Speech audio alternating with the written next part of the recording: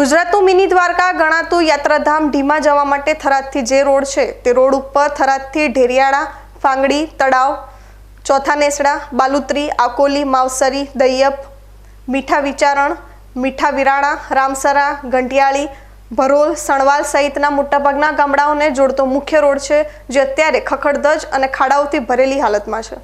ત્યારે છેલ્લા 12 મહિનાથી આ રોડની આવી હાલત જોવા મળી રહી છે।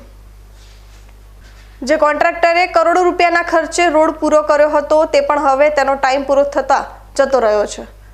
તંત્ર દ્વારા નવું ટેન્ડર પાડે અને આ રોડ નવો બનાવવામાં આવે અથવા રોડ વિભાગ દ્વારા સમારકામ કરવામાં આવે તેવી લોકો અને શ્રદ્ધાળુઓની માંગ ઉઠી છે।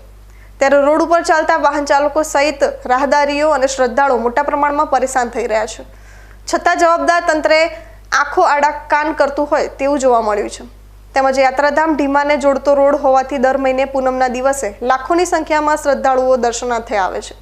યાત્રાળુઓને પણ મુશ્કેલી પડી રહી છે। તેમજ ટૂંક સમયની અંદર ઢીમણનાગ મંદિર ધ્વજારોહણ તથા શિખર પ્રતિષ્ઠા ભવ્ય મહોત્સવ યોજાવા જઈ રહ્યો છે, જેમાં મહોત્સવમાં ગુજરાતભરમાંથી લાખો ભક્તો અને શ્રદ્ધાળુઓ ઉમટી પડવાના છે અને થરાદથી ઢીમા રોડનો રસ્તો ખરાબ હોવાથી શ્રદ્ધાળુઓ ઘણા હેરાન થવાના છે।